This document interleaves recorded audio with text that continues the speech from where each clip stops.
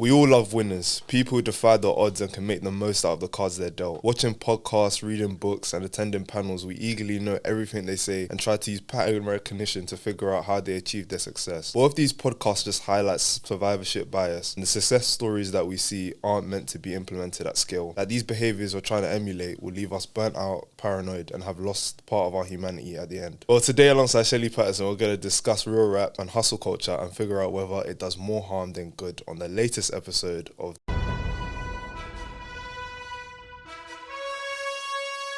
Thank you for joining me. Thank you for having me. So I read your Substack article on real rap, and I saw your TikTok first, and it really opened my eyes because Potter Payper, these are my guys. I love, to me, I never really thought about critiquing them because you know when you're younger you have your favourites and you never really want to critique those favourites. So when you critique them and you weren't really coming from a place of hate, but you just had a different viewpoint. It wasn't from a place of hate. No, it wasn't from a place of hate. No. Yeah, when you were critiquing them, I was like, okay, this is a really interesting perspective that I really want to flesh out fully on a podcast.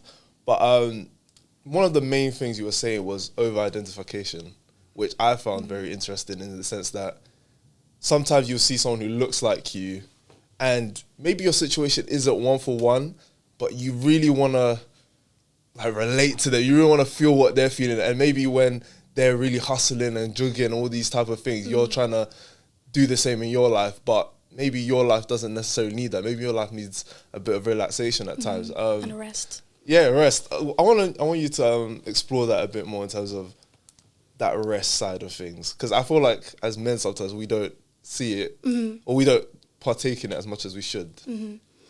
I feel like in general, hustle culture itself is this kind of over-identification with having to feel busy, with having to be productive. It's overproduction as a means to kind of achieve success, right? And I feel like a lot of people, especially within the black community, have been socialized into having that mentality, that hustle culture mentality, like, oh, I can't sleep, I gotta go grind, I gotta get this money, I gotta get this bread. They have that mentality, and especially with men, I know that's something that, especially black men, something that they definitely, I wouldn't say, I guess struggle with. I think it is a struggle to think that you constantly have to be on go mode and feel like you have to constantly grind and not kind of afford yourself that respite and kind of give yourself that time to actually breathe. And to give some examples of real rappers who promote ideas that lead to burnout, Potter Payper's freestyle Top Shot is where he says, I said I'll wake up like I've slept, let that go over your head. A line which I never really understood till recently, but is delivered with classic Potter conviction that I never really questioned what he was actually trying to convey to the listener. But after a hard day of work, you usually feel exhausted, and sleep allows you the opportunity to recharge and reset, go into the new day with energy and a clear mind. But in this example, he's still exhausted even after. And what he's proud of is that regardless of how he feels, he's able to push through and get to work. This sounds good on paper, and in fact, if you work at anything in life, there will be days when you're tired or you didn't really sleep well, but you just have to push through it. But to adopt this mindset and feel as though fatigue is evidence that you're working hard may lead to your performance dropping, as you haven't allowed your brain to fully reset. When you remember life as a marathon and not a sprint, and that periods like this should occur for a short season, this is where the main point of this video comes in. We as fans should be cautious when adopting philosophies from our favourite artists, as a survival mentality could be very easy to resonate with and maybe get us through our adolescence, but may not be a practical way of managing the different challenges in adulthood. However, Potter isn't the only person with a similar sentiment, as Nas, one of the inspirations for one of our greatest ever MCs in young Teflon, had a similar line in his iconic New York State of Mind song where he said, I don't sleep because sleep is the cousin of death. A line which is regarded as one of the most poetic lines in hip-hop. Throughout the song, Nas explains what he sees in Queens in the early 90s, and it makes perfect sense that in an environment where you constantly need to be alert to avoid an early demise, a place where you can't get caught sleeping on the job because the cost will be your life, can lead to an unhealthy cycle for your body. And then with real rap music, now guys, I'm not saying that I hate the genre. I do not hate the genre, okay? Don't hate it. I listen. I dabble. You know. I listen. Who's some of your favourites if you have any? Scraps. I do like Scraps. The One More Chance freestyle. I want to walk out to that in my wedding. Really? Yeah. What? That's my jam. I literally when and it comes on. Be like, huh? when it comes on in a function. I'm the person that's there singing like all the lyrics back to front. But I think the reason why I like the song so much anyway Oh, it's not. It's sampled anyway. Yeah. Biggie, and then you got Ashanti's got the Foolish on it. So maybe not even might not be that bit. Maybe it's not even. Maybe it's not even. Yeah, you get it. Okay, cool. You. Like scraps, nines. Well, you're not really the biggest. No, I like selects. You know, it is. I'm not. I wouldn't say when it comes to music, I don't really call myself like a fan of people. Often because I feel like if you were to like quiz me right now on an artist, I say, oh yeah, I'm a fan. Yeah. It would be more so just like a few songs that I like. Like Nines, he has a few songs that I like. I wouldn't say I'm a fan of Nines, you know? Yeah. Like if you say you're a fan, yeah, I'm gonna take your word for it that you're gonna know like his discography, like albums, EPs. Yeah. I would say more so his albums because his mixtapes, I wasn't properly there for them, but like his albums, I was there from the start to like where he's kind of ended off now. Yeah, so I wouldn't even say I'm really like a fan of everybody. I just have a few select little things that I kind of like from each artist, if that makes sense. Which is fine. Yeah, which is fine. But yeah, I just feel like the genre as a whole is kind of based on that hustle culture and that grind mentality. And what I was saying in my article and in the video that I made was that I just feel like it, I guess, conditions people or reconditions them, especially if you've already been socialized into that mentality in your home life and your environment that you're in, reconditions them into this mentality of having to grind and like not feeling like they actually can rest. Yeah, which is, because I don't know, maybe all these things tie in terms of some people not, like men especially, not celebrating their birthday properly. What is that about? I saw a TikTok on it. It was like, oh yeah, I can't rest, job's not done. Yeah, my friend even commented like, job's not done. But then that gets dangerous where you're constantly moving the job's not done thing where it's like, okay, when I get this job, you get that job. But when is the job actually finished? Yeah. When is the job finished? That's the thing, like success is actually, what's the word I'm looking for? It's a good thing to have. I don't know. Like, but it's subjective. Yeah, okay. You know, like, because like I can say right now that I feel like I've been quite successful in what I've done, in what I've been doing. I've only been doing journalism, writing content, whatever, for like a year and a bit now. Yeah. I could say that to me, as opposed to where I was a year ago, I've been quite successful. But I know deep down that I have so much further that I want to go that I'm not really fully successful. Yeah. But I feel like, especially with a lot of men anyway, correct me if I'm wrong. Yeah. But I feel like, I don't feel like you can ever truly be satisfied or especially if you have that hustle culture, that grind mentality, it conditions you to feel like you can never truly be satisfied with where you are or the success that you actually have currently, because that goal is going to keep getting pushed back further. Okay, I've just hit this milestone, I've made this much money, okay, but that's still not enough because I have now got to go and grind more and get that. Okay, then you reach that milestone and then you just keep going and keep going. It's like a never ending cycle. So how are you supposed to rest? How are you supposed to actually allow yourself that time if you don't actually accept your successes for what they are now and be like, okay, I've done this, I'm proud of me, let me move, let me just take a second and breathe, you know? Yeah, it's interesting, like, and celebrating your birthday is a good way to start. Yeah, I know. I mean, I went to Turkey for my birthday to good, as you should. Celebrate and just relax a bit. And I realized like this 1 week that I've taken off isn't gonna like kill me or stop me from achieving anything that I want to achieve. So it's just a case of, I don't know, maybe it's a sense of guilt. I don't know if it's guilt. I don't know what it is. I think it is, and it's very easy to think like that, because even me, I'm a woman, I'm a black woman. I definitely also have that hustle culture instilled in me. Yeah. And that's me saying that as someone that's not, you know what I mean, we're different, we're similar, we can connect there, but obviously because you're a man and a woman, there's a difference there. I definitely have that hustle culture mentality instilled in me. I work basically 6 days a week, sometimes 7, because I'm writing almost every day. I have my other job where I work for a charity, so I'm doing that in the week. I'm coming home, I'm interviewing artists. There's time zone differences. So one person might be in Jamaica, so I'm interviewing them at 9 p.m. UK time. You know, so it's like, you could say that I'm on the verge of burnout. There's been times where I've been burnt out. Like the other day when I was trying to adjust to my new schedule, I was stressed out. I had to turn music up in my room. The mum couldn't hear me crying because I was in my room stressed out, like so bad. But because I have, like, I think another reason, I think another problem is that I have outlets for that frustration and a way for me to kind of release that kind of tension and rest. I feel like if you don't have those outlets as well, then it's not looking. I guess, like, from like a man's perspective, like for example, let's say playing games was your outlet. As you get older, there's certain hobbies that it feels like as a man, like why are you kind of age out of a little bit. Well, it's kind of socially conditioned to age out, but you still have love for that thing. So then now it's like the only acceptable thing is work. Like if you see a man come home from work and he's all tired and you're like, yeah, that's a man. But like as a man, you also have to kind of determine what will make me happy, what actually, what do I actually want to live by? Because I think that's really important as well. But going back to like the whole real rap, because I feel like there's real rap, but then there's road rap, and then these things kind of intertwine. But let's focus on like real rap, because I think what people loved about it is it felt like, you know how people would say Nas is like a street journalist. He'll tell you exactly what's going on, and it feels like you're in Queens when he's rapping.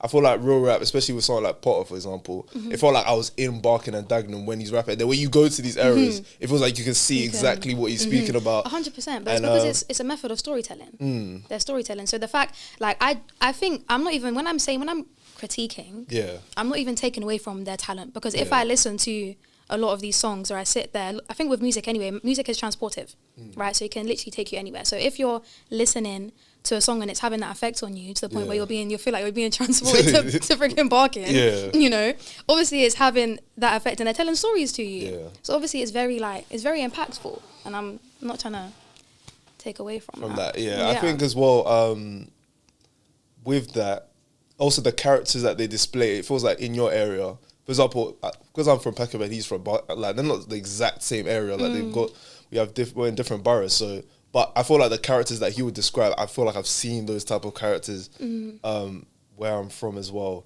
I just find it really interesting. But from a woman's perspective as well, I feel like it's because a lot of the real rap genre is dominated by men. Do you feel like that perspective, because it's called real and it's very what I see around me, but do you feel like that's, because perspective is interesting, because your real and my real can be two completely different. Do you feel like that plays a part into why sometimes you might be like, yeah, I get what you're saying, but... Well, like if I'm questioning if what they're saying is actually real? Not necessarily like what they're saying is authentic, but like if that's the only real.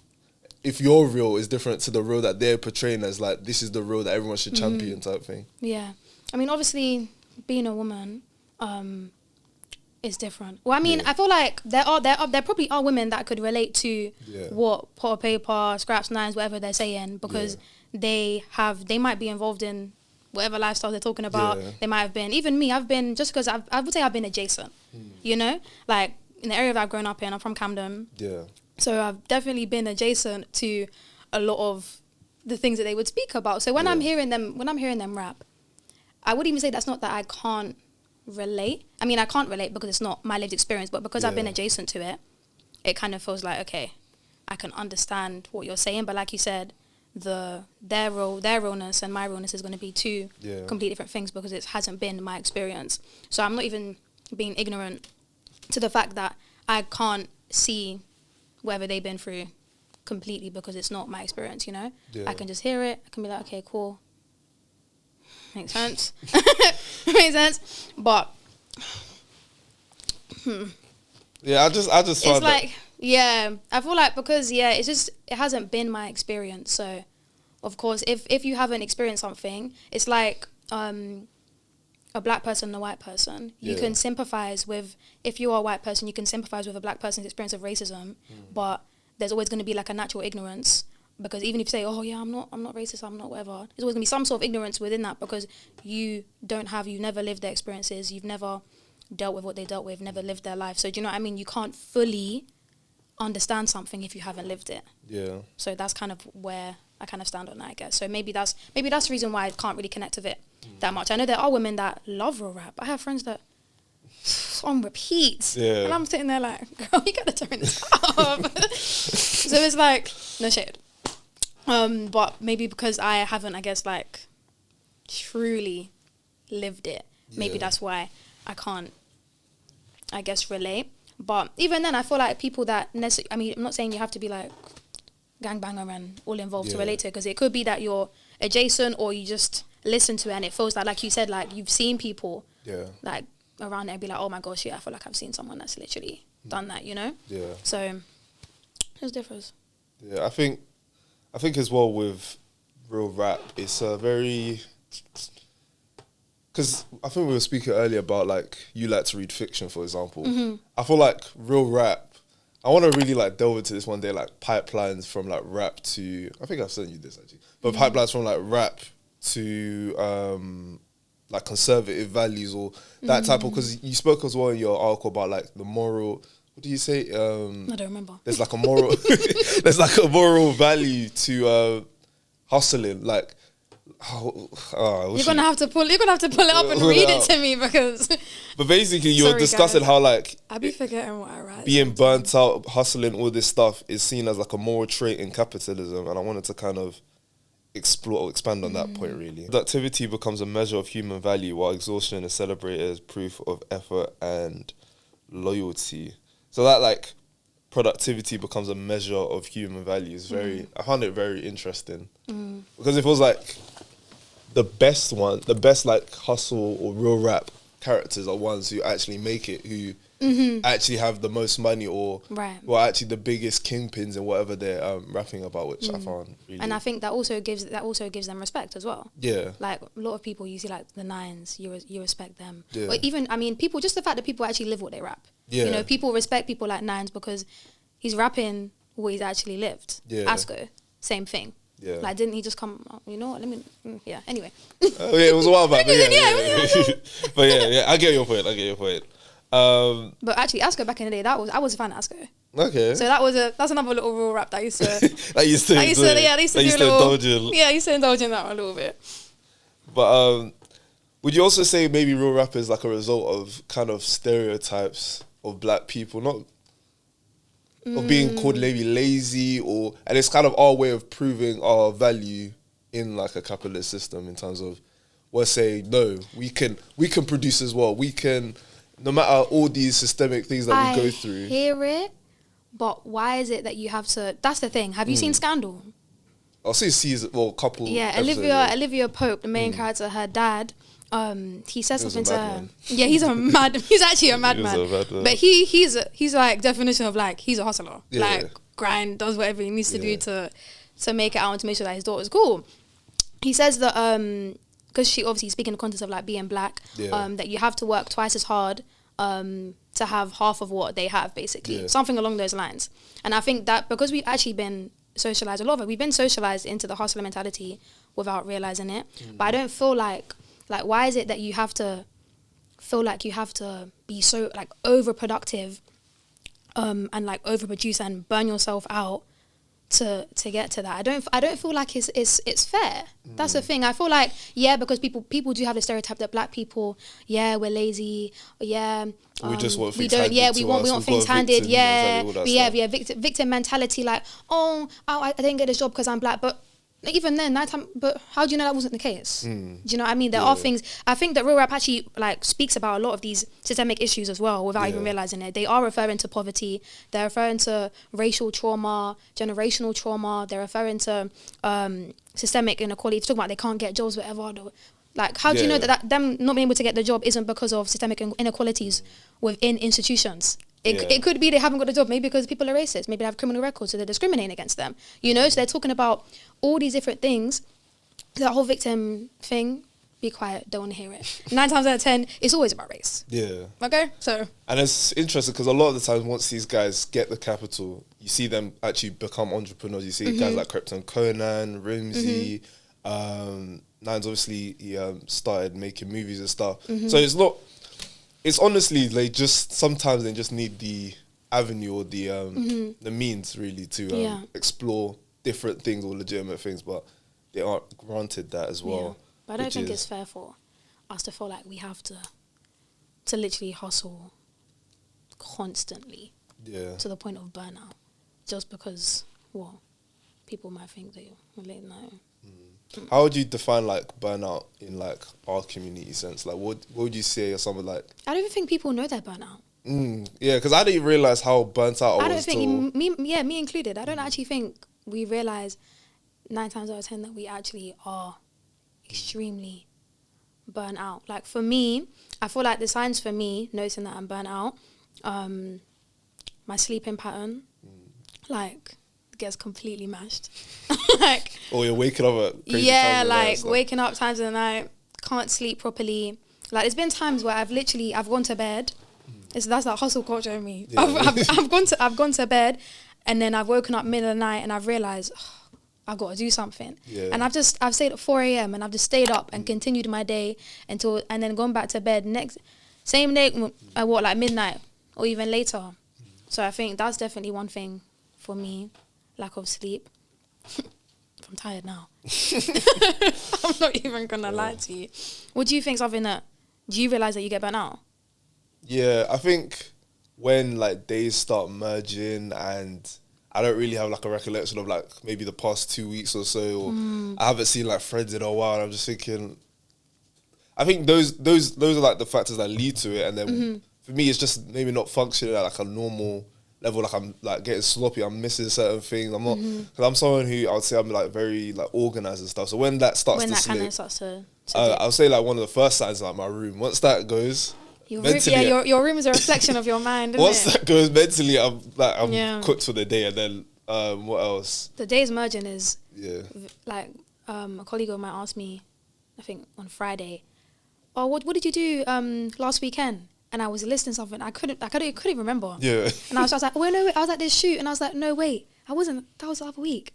Couldn't remember what I actually did. And thing is like, even if you're doing like, no matter what you like, for example, if you have in your calendar that you're doing this on this day, you remember. But the fact that sometimes it'll feel like on Thursday you can't remember what you did on Tuesday, and you just all these different events that are meant to be important in your life, you just can't remember. For me, I find that really, really concerning, to be honest. But and then you start thinking like, well, did I actually do anything? Was I being lazy? Did I not do anything? And then that guilt comes back. And you start thinking like, oh. And I guess that's why some people journal as well, so that I can at least journal. I don't know. I don't journal. What about you? I dabble. I just feel like, do you know, because I write all the time. Yeah. Sometimes it's just like, I don't think I want to write right now. Okay. Yeah, I talk to myself a lot. Okay. That's like I guess like my self therapy. I speak out loud to myself. Yeah, I have like often. The inner, but I don't actually.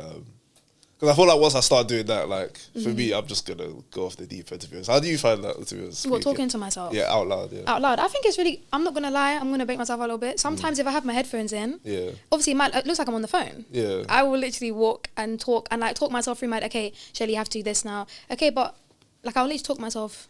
Okay, I thought you meant like you're having a conversation with someone else. No, I'm talking to myself. Oh no, but if it's like, oh, I need to do this now, I do that. I feel like everyone. No, but I mean like I'm actually like talking. Or like a loud, like normal. Yeah. Okay, fair enough. Like talking out. It's all out loud. No, but sometimes I'll be like, okay, I need to catch this, I need to do that, okay, I get that. And how would you say you've kind of gone through this same system and you've kind of not been not necessarily burnt out, but you found ways, like different avenues? What would you say you've done? What, to avoid burnout? Yeah. I don't think I'm even the best representative for that.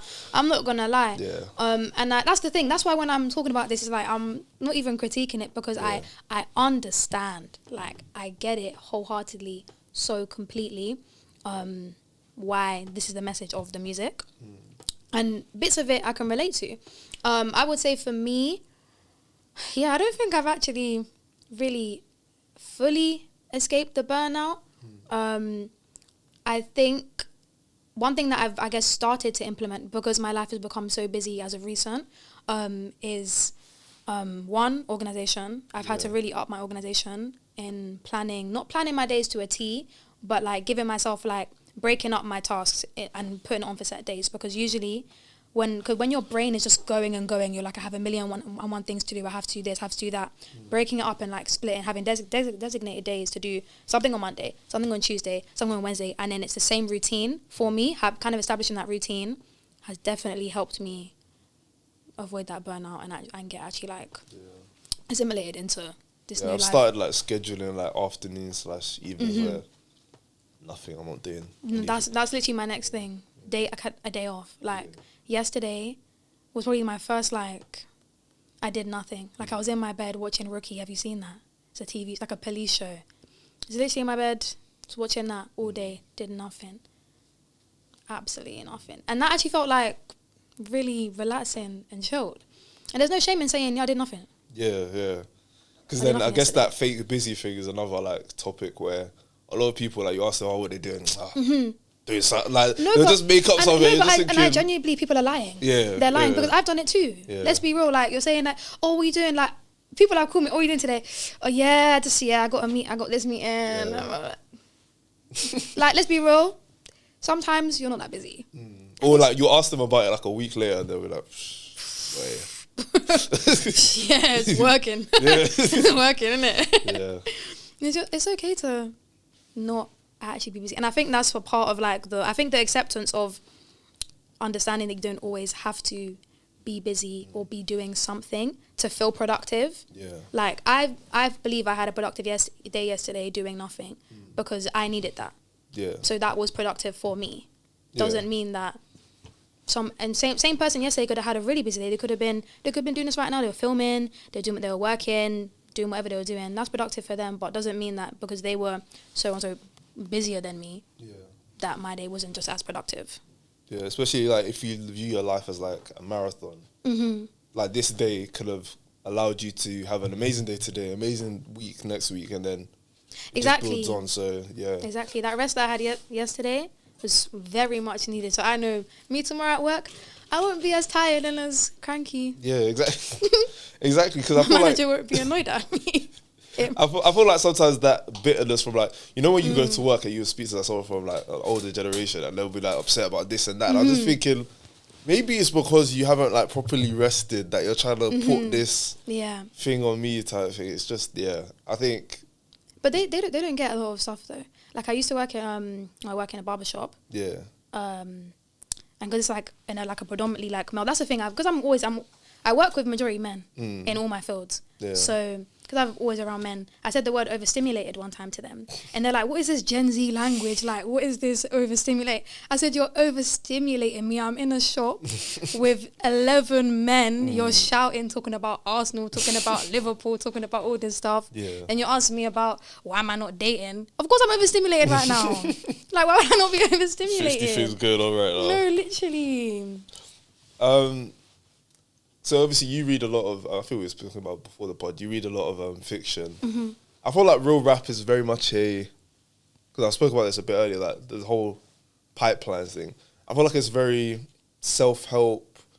A lot of times for me, when I listen to someone like Nipsey Hussle, right, it's very much like he's just jugging, he's just getting it out of the mud, he's doing it himself, he's not allowing anyone to be in control of his fate. He's deciding it himself. And I feel like for me, because I've read like a lot of self-help books in the past, and right now I'm trying to get into more fiction, I feel like that kind of, how would you say fiction's allowed you to kind of still be successful in your career as well? Because I feel like that, I don't know how fiction can help other people, but I'd really like to hear your perspective on that. I feel like as a journalist, as a writer, I mean, a lot of my work is with words. Yeah. So I feel like reading fiction, we mentioned before, it's like escapism for me because a lot of my work is based in sociology. So I like to say that I use my work is like think pieces with like academic thought kind of sprinkled in there, but I make it accessible because I'm writing for the mass, I'm writing for black people. Yeah. So my blog's literally called Black People's Business. So who would I be to not make my work accessible? So because my field is with working with words, and a lot of my work is with nonfiction, kind of reading fiction, I guess kind of is like an escapism for me. It kind of allows me to break away from that, especially because like large academic texts are not accessible, like for a lot of people, even me. And I've got a degree in it. So when I'm reading, I'm thinking like, girl, what are you even talking about? This is long. So one, I would say, especially with fiction, creativity, for sure. I think it definitely boosts my creativity. Allows me to think outside the box. I get inspiration from anywhere. Yeah. So it could literally be that I've read those words on the board right there, and I'll be like, oh, I can literally see a word. I can say, oh, there's a box there. And I'll start thinking about something. Yeah. So definitely, it kind of boosts my creativity. I think also the way that I write, people have told me it kind of sounds poetic.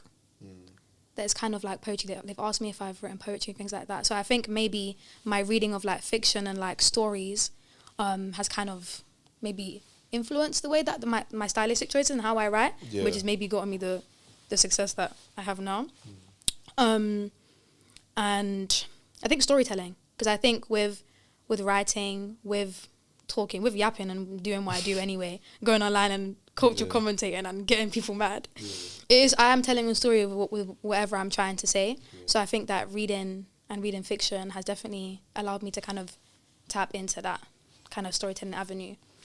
For sure. I think as well, like in our community, we are very creative, but I think when Black people are the most creative. Are you kidding me? Yeah, I mean, we are the blueprint. Everything came from Black people. I feel like when you're too focused on like one outcome, and like I feel like that's like kind of what that real rap genre kind of shows, is that I feel like there's a lot of real rappers, quote unquote. With anything successful, a lot of people imitate it, but especially with that genre, I feel like everyone who goes through a struggle thinks, okay, let me put this into like a real rap type song, and I feel like not being able to have that creativity to think of another way, another avenue that maybe helps you to excel, for example.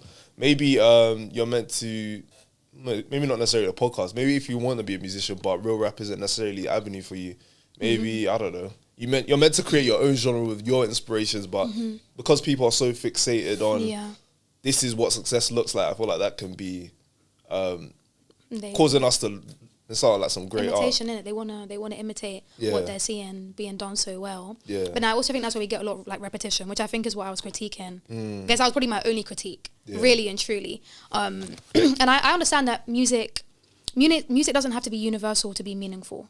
I 100% understand that. But I think the repetition a lot of the times is what, for me anyway, kind of takes away. I mean, I guess you could say that about a lot of music. I think a lot of music can have that like repetition. You can talk about the same things. You could say someone R&B could be repetitive. Drill, repetitive. Real rap, whatever it could be repetitive. But I definitely think that real rap has that repetitiveness, maybe because of what you're saying, people trying to imitate and emulate what people are saying.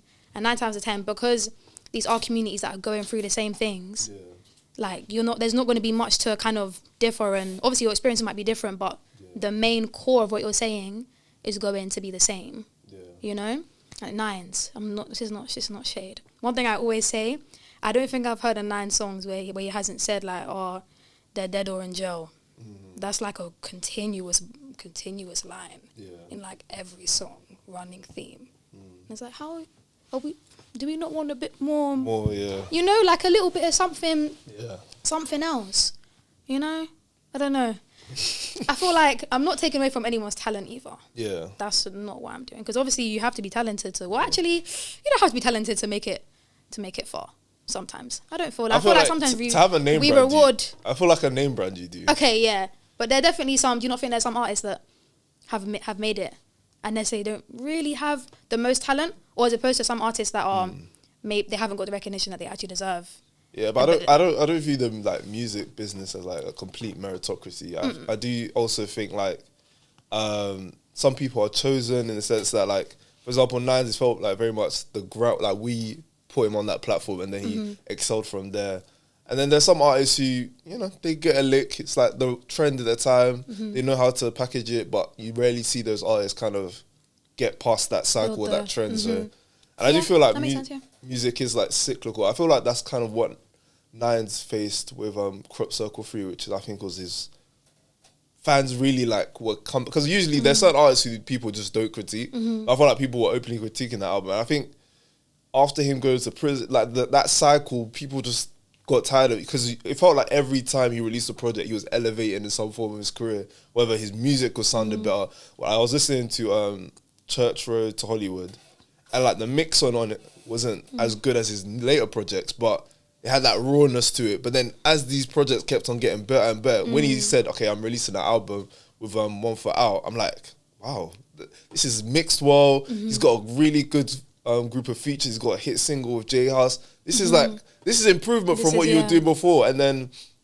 like, as he just kept on going on through the years, he's calling back to things. He's adding different artists. He's doing different literary techniques. He's just trying different things. And it's like, yeah, I feel like you're appreciating this time. But when you get to Crop Circle 3, where he's released about 7-8 projects before that, you get to a point where it's like, I've heard pretty much everything. You're getting to an age where like the people DBE. you've inspired. No, that's a bit different though, because I feel like they're a bit more business. Like they've but in terms of like overproducing, the same types of music.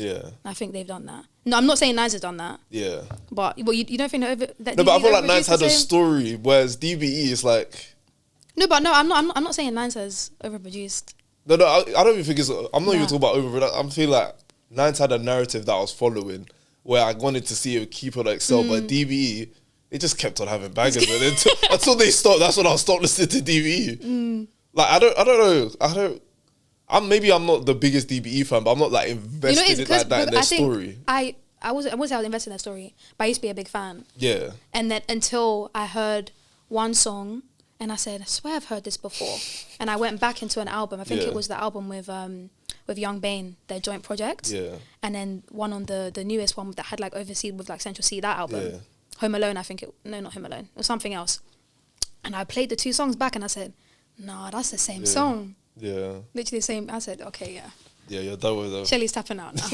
Because they finished now. Yeah, no shade. If you want to invite me somewhere.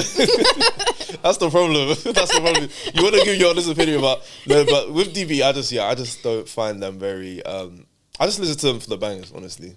Hear it. Like, I said it before. When I feel like that's what I'm like for a rap. I feel like... Okay, you just go like to the songs you like and then... Yeah, I don't really... Maybe that's again why... I'm saying this again from I guess like an outsider kind of viewpoint. Yeah. Because I don't ever really delve into it. I did listen to Nines', what's the, can I see? The album, it has like Calendar on it. Is that album? Yeah. Whatever that album is. Crabs in a Bucket, I think. It's got like... Yeah, I think that's Crabs in a Bucket. It's got like the... Or Crop Circle 2. Crop Circle 2. Yeah. I did listen to that. Like, look, I've got some light songs on there. Look at that, see? So I did listen to that one, like, throughout. Yeah. Because, like, you know what? Let me actually, like, see. But I genuinely just think it's down to the person and the individual and what they actually like in music. Yeah. And yeah, sometimes I just can't really connect to a lot of stuff. Even, like, artists that I like. Yeah. It's genuinely, I think it's more of like a song basis. Who is someone like artists you say you're a fan of or like you connect with? Yeah, because like I said, I use the word fan fan is serious too. Because people be saying they're a fan. Because that, for me, that's like your boy. That's like your friend. Yeah, like I feel like if you're like a fan, it's because you're a fan of somebody, like you need to be able to back it. Yeah. 110%. For me, one person I would say definitely is Kehlani. Okay. I'm an R&B head. Okay. I think that like if someone was to quiz me, don't. But I was gonna get one on YouTube. Someone was to quiz me on some Kehlani. Yeah. I feel like I got that. What do you think of her latest album? I haven't heard it yet. What do you think? I love her. Kehlani, I love you. I was a little bit disappointed. Mainly because it's gonna sound crazy. The way I listen to music, when I see like a new album, I know within the first like 10 seconds if I like a song or not. Okay. I really do. Not saying I don't give I give it a second to marinate, but when I'm just going through it, I'll be listening, I'm like, okay.